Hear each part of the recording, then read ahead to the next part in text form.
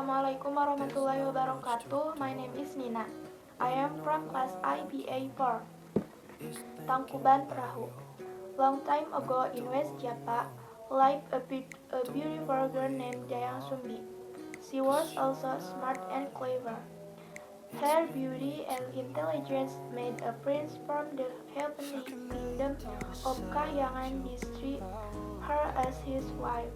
The prince asked permission from his father to marry Dayang Sumbi.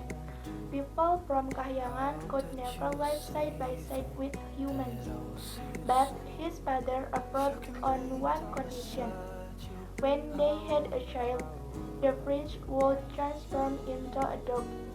The prince accepted the condition. They get married and live happily in the woods until Dayang Sumbi gave birth to a baby boy.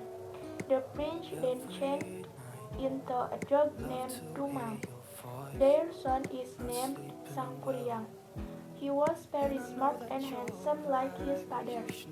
Every day, he hunted animals and looked for fruit to eat. One day, when he was hunting, Sangkuriang accidentally killed Dumang. His aroma missed the deer he was targeting and hit Dumang instead.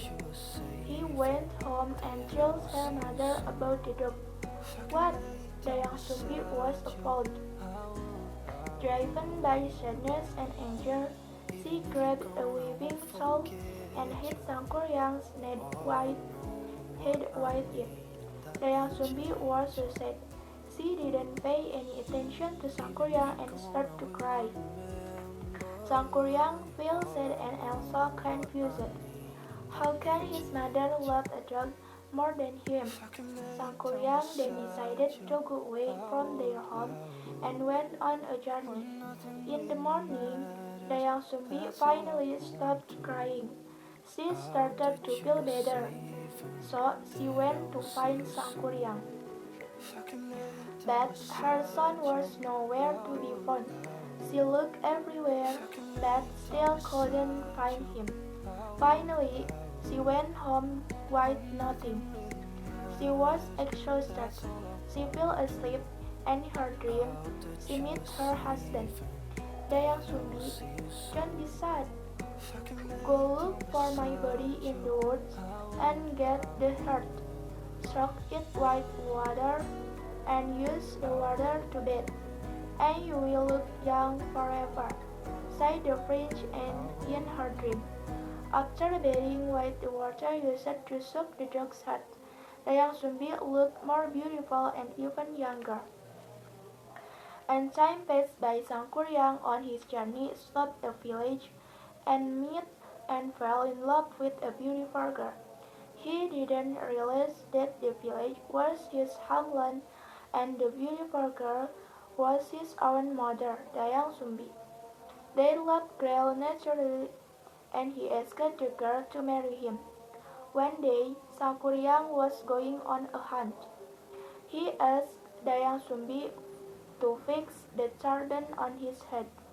Dayang Sumbi was startled when she saw a scar on his head at the same place where she, years ago, hit Sangkuriang on the head. After the young man left, Dayang Sumbi prayed for guidance.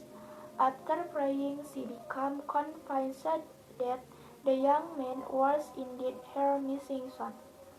She realized that she had to do something to prevent Sangkuriang from marrying her. But she did not wish to disappoint him by canceling the wedding. So, although she agreed to marry Sangkuriang, she would do so only on the condition that she provides her with a leg and both a beautiful bird all in one night. Sangkuriang accepted this condition without a joke. He had spent his youth studying magical arts. After the sun went down, Sangkuriang went to the hill. Then he called a group of genii to build a dam around Citarum River. Then he commands the genies to cut down trees and build a boat. A few moments before dawn, Sangkuriang and his genie servants almost finished the boat. Dayang Sumbi, who had been spying on him, realized the Sangkuriang would fulfill the conditions she had set. Dayang Sumbi immediately woke all the women in the village and asked them to wave a long red scarf. All the women in the village were waving red scarves, making it look as if dawn was breaking. Deciphered by false dawn, the cock crowed and farmers rose for the new day. Sangkuriang's genie servants immediately dropped their work and ran for cover from the sun, which they feared. Sangkuriang grew furious with all his anger. He kicked the unfinished boat. The boat flew and landed on a valley. The boat then became a mountain called Mount Tangkuban Prahu. Tangkuban means upturned or upside down, and Prahu means boat. With his power, he destroyed the dam.